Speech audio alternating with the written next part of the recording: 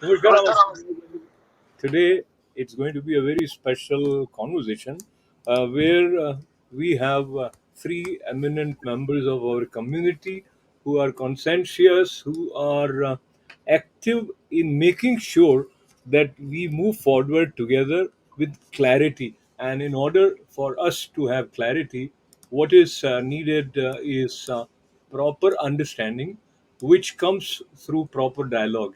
And I will soon have Dr. Urmila Shivram ji, Dr. Raj Modi ji, and Vasundhara Sureka ji. They recently had an important event which was in the line of increasing understanding. And what it was, and let's have all of them together. Namaste. Namaste, Ashok ji. Welcome. So I'll begin with you, Dr. Urmila. You were instrumental in bringing Professor Salvatore Babones to Long Island recently with, of course, Dr. Raj Modi ji, Vasundhara ji, and others. What was the basic idea behind making that meet and greet happen? Uh, we listened to Salvatore Babons saying that the democracy index in which India rated very poorly. He had a YouTube where he explained why it rated so poorly. That was an eye opener for us. Those of us whose ground experience in India has been very different from what has been portrayed, especially in the Western media. So we wanted to know what is it that he is saying that is making him come to this conclusion, which is saying that the ratings were based on a false methodology, wrong methodology. And we wanted to know, and he actually was coming to New York area, and we thought we should make use of that opportunity and learn more from him as to why things are portrayed differently from what actually is a fact. Yeah. Vasundhara ji, based on your experience of listening to Professor in person, what was the key home message that you felt came to you with a little bit more clarity? Yes, for me, it was like a wake up call, actually. Besides the information that the professor was bringing to us, the opposition that we had in the community was actually what was a wake up call for me. Yes, we were only trying to have an educational talk and inform ourselves and people like us, but the opposition we got from the local community group was very, very shocking. Dr. Raj, what was the reason for the opposition? And I also heard there were some protests, and they were having a play card which said that Professor Babons have said Prime Minister Narendra Modi is a reputed leader or something like that. What is there to object about it? So I think it's a misinformation, and they started this objection or protest even before we started the program. Many weeks before, as soon as we advertised or we put it in the press, these people started making noise, and they said, "You cannot have this person. He is a biased. He is a fascist. He is a RSS member," which is all absolutely true. He is a socialist, is a Not No, sociologist, untrue, untrue. politician. Which is Untrue. untrue. Yeah, Untrue. You ended up slip of tongue. You said which is all true, but what you wanted to say was this is untrue. Yeah. I'm sorry, this is absolutely untrue. That what they said is true, and what I'm saying is that people who opposed it or opposed his interaction with us were completely misinformed, and they complained to the library, they complained to the other government officials, and we were afraid. They were sending messages every day to the librarian, to the other people, that this should not be done, not in our town. You might have seen some posters, not in our town. And we went outside to talk to the protesters genuinely, and they were very misinformed. They talked about certain things, that you wrote this article, and like there was an article which said two nations one problem, Islam. Then Mr. Babonis explained to everybody that that's not my headlines. The article headlines are given by the editor. We give them the article and they put a catchy or the headlines which could get more clicks. And secondly, he said this article is mostly for a uniform civil action, civil act. So it's nothing to do with what they were complaining about it. Okay, so So I'll come back to you, Dr. Modi, and of course, protest makes it a little bit. It leads to a little bit of anxiety. Sometimes, what will happen, etc. And sometimes, protest takes away the focus from the main substance.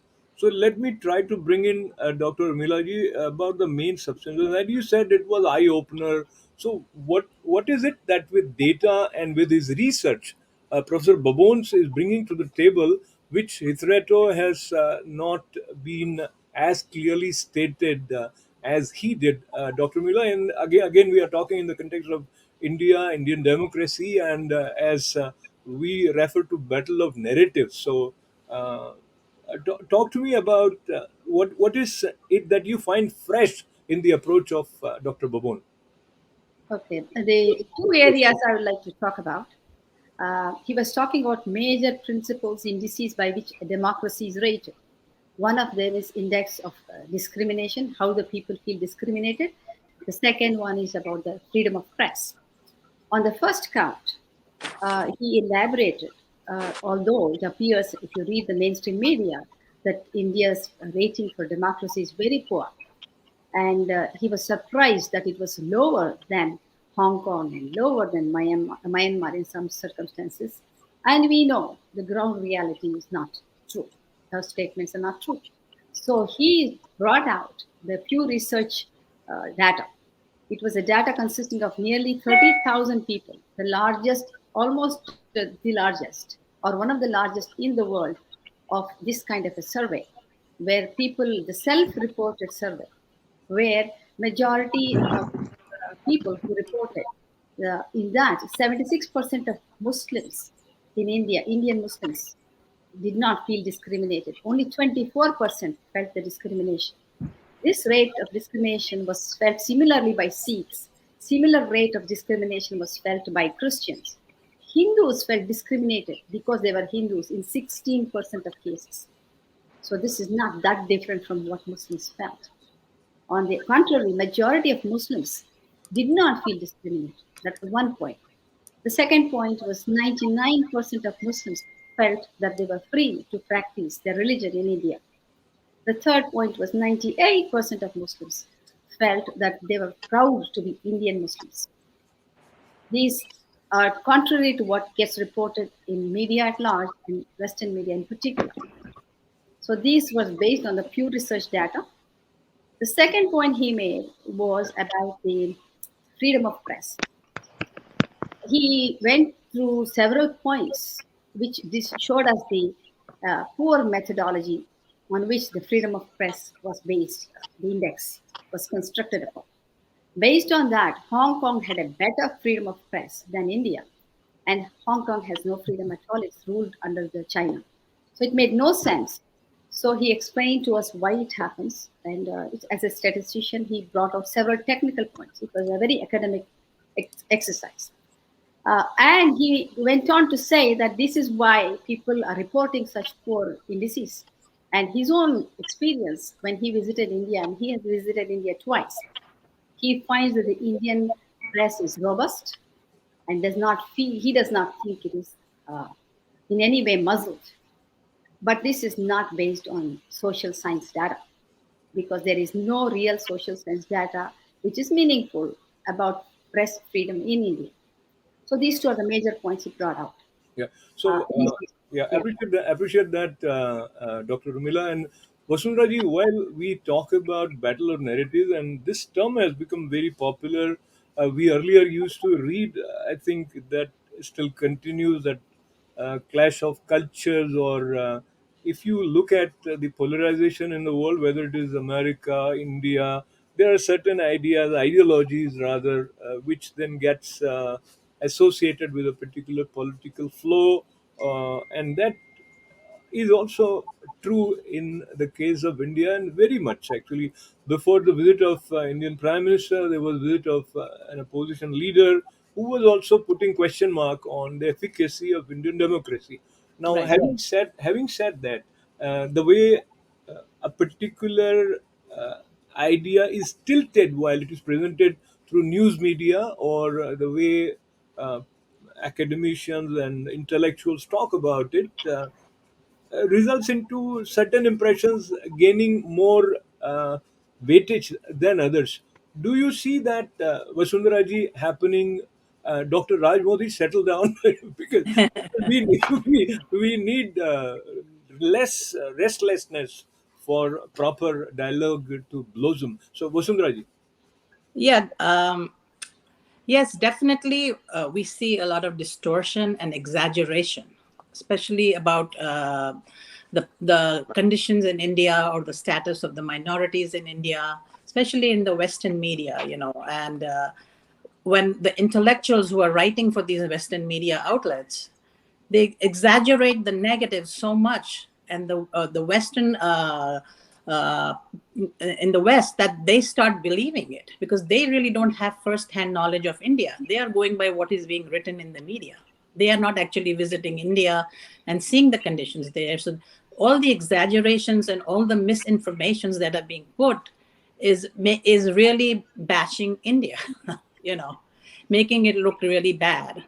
And that's what the professor was trying to bring out with his findings. Uh, and in fact, he made a statement at the India Today Enclave, where he spoke in India a few months ago, that the intellectuals in India are actually being anti-India by their exaggerated portrayals. So it is definitely affecting the how India is looked upon. Absolutely. And I think many times we ignore what is happening in the world, and we are happy making money or taking care of our children and enjoying the comforts of being in America. Dr. Modi, you have done all that. When I say you have done all that, meaning you are a successful Indian American and so are others. But you feel that there is a need for us to work towards modifying and bringing about the desired correction in alignment with the truth, which many times gets sidelined as the battle of narrative, backed by a lot of resources, as well as certain wasted interests starts coming into play. And allow me to sort of give a slight elaboration to what I'm saying is, if a particular event happens, how much it is magnified through media, as well as people who are mobilized to come on the street and put a face of protest. So that, I think, is proactively happening against India, or if I say the majority Indian community, Hindus, and Prime Minister Narendra Modi always being given the title of nationalist Hindu nationalist leader, though he talks about sabka saath, sabka vikas. So talk to me where you feel it is likely to be something about which Indian Americans, or for that matter NRIs anywhere in the world, should consider seriously that this battle of narrative is sooner or later going to reach the doors of their homes also. So, Ashokji, first of all, I think the people like Professor Babonis and other people who have the actual data, who can communicate with people, who can bring out the good things about the country India, they are the people who can disseminate this kind of knowledge. As a matter of fact, let me tell you, we went to the meeting before, like I went to outside and talked to the people before the conference started, and some of them I asked, why are you here? There was this young Jewish person. He said, oh, I was just told. I said, do you know what he's talking about? He said, no, no, no, he's a RSS person and he's a fascist. Then I said, why don't you come inside and listen? I met him after the meeting, and he said, I didn't see anything which was against any particular religion. He was talking the data. And I have to tell you that I spoke to at least 4 or 5 so called Muslim, so called leaders, and they all felt that it was not what they thought. It was not like anti anybody. It was basically an educational seminar or meeting, and that was very satisfying. So I would say that meetings like this and encouraging people like Professor Babonis, and I'm not saying him alone, but people like him could be a very helpful thing. I would say that if some people who can go onto the national general media such as CNN or Fox or something, MSNBC or CNBC, that would be a great idea because that could be an eye opener that why India is put in such a bad thing. I know news coming from New York Times or Washington Post will be difficult to uh, contradict. Okay, so now I think I will disagree with you with you, because if you take that as the word coming from gospel, like authority coming from any reputed media which is established, that is where I think we go wrong. They have their own reasons. If there are certain articles which will portray Prime Minister Narendra Modi in certain light or certain groups in certain way, that is where. So the battle of narrative is not restricted to a particular event.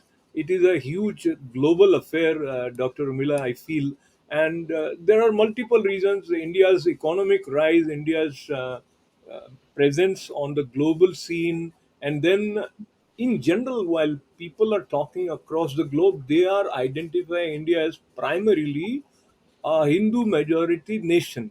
At the same time, it has always been following the secular approach, which is not in contradiction with the main ethos of Hindu culture. So, talk to me, where do you see this battle of narrative is going, and what role you feel events like what you just organized, or some role that you consider you have taken upon yourself?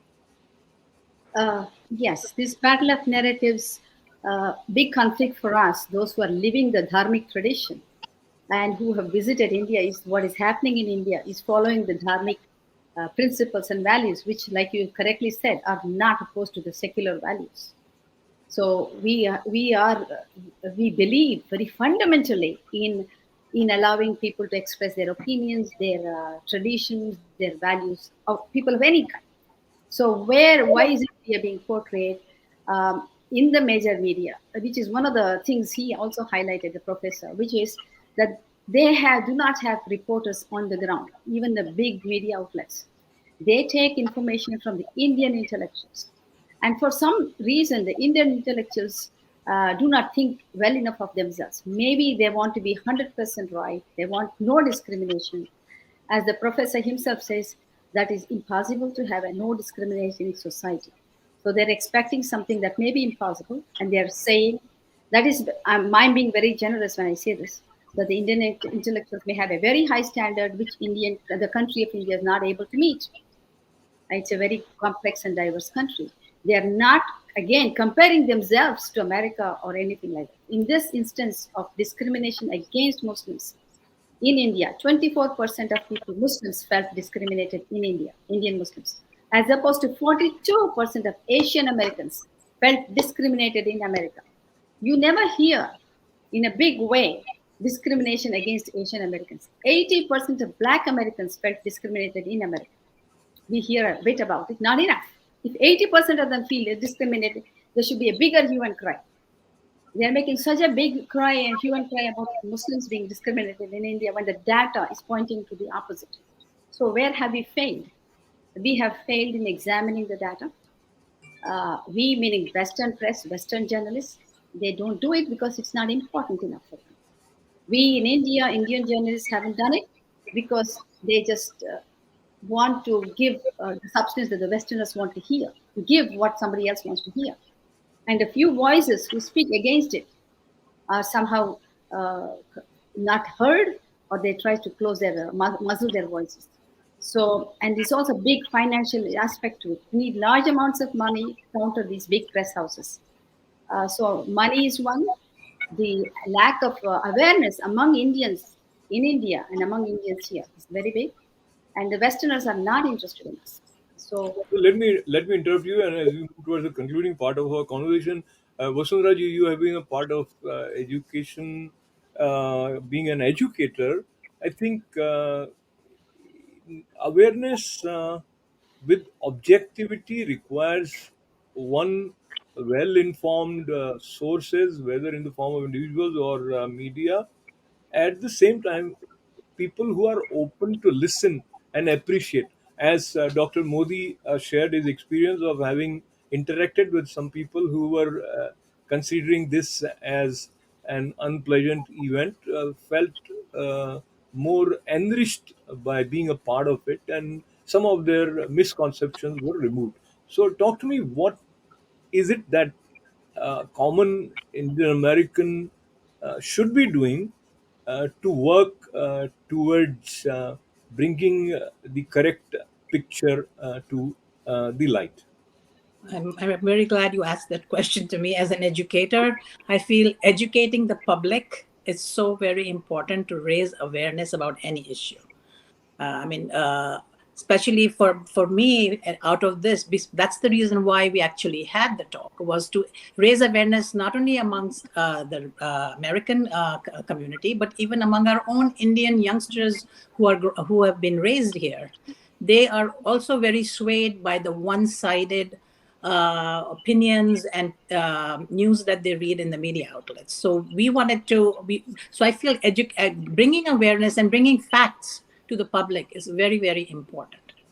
For me, out of this, also we learned also about how our public places like the library operates. Like we have living in the community have a right to have a talk, and while we were being trying opposed by people, and because they didn't like the topic of our talk. So Person. that is another very important point that our Indian community has learned from here, that we have to stand up for our freedom of speech and rights. We cannot, we have to know what is available to us, and what recourse we have in case of bias and in case of. So that is the purpose. Educating our community is the most important thing, I feel, on all of these issues. I think we'll quickly sum up, but before that, one, I agree with you. We need to be more well informed about what are our rights, and that is a necessary ingredient for an efficient democracy to function. So we need not falter there. But at the same time, Dr. Urmila ji, I would like you to share your concluding remarks in terms of are we very complacent, and we are working with the assumption that government will do everything, or some other person will take care of this responsibility of rectifying this battle of narrative? Urmila ji. yes, I think both your points are correct. Also, they think if you confront somebody, if you ask for the truth, if you differ, that means they feel you're opposing somebody. You may have an opposing view. It doesn't mean you don't like the other person. And I think our people are very reticent to getting involved in the public community because they have to. It's out of their comfort zone. They're very comfortable going to work, making money, and educating the children, and they're not comfortable putting themselves out in the public arena. I think because it's not affecting them immediately, but it is, and they think so, but it's not a reality. Raj and Vasundhara have lived in that community for 40 years. They did not have any issues till the recent group moved in, and now they have to think twice before they have an open discussion. So that is telling you it is affecting everyone at all times. Yeah. Your concluding remarks, Dr. Modi. So I would say thank you very much, Ashokji, first of all. But I would like to, in the end, say that a lot of our effort went very well. A lot of people who were against it realized, and Professor Babonis completely and very openly invited or said that you can invite me in any place, any location. I will be more than happy to interact with you people. That's number one. Number two, I want to thank the library, the police, and I also want to say that Professor Babonis has started an organization. I don't remember the exact name. India Century Roundtable. Roundtable, Yes. and I request everybody to go on go to fund and please support this cause. He is a very genuine, very honest person. He is not, if something against it, he will say it to us, and which is Absolutely. good that So we can learn I that. appreciate, yeah, I appreciate that, Dr. Modi, Dr. Urmila ji. I thank you for joining and being proactive in building the kind of dialogue which would add to our understanding. And as we always say, truth um, always wins, but that will happen only when we know the truth.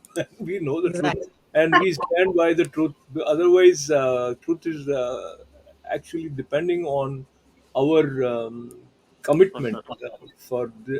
for this to be victorious. So, on that note, once again, I thank Dr. Umilaji, Dr. Raj Modi ji, and Vasundhara ji with lots and lots of good wishes. May peace prevail, and may we always give truth a chance with openness. And there is no battle of narrative. As said, this is just a term. I would say we all are standing for truth, and let that be a part of our lives. Thank you.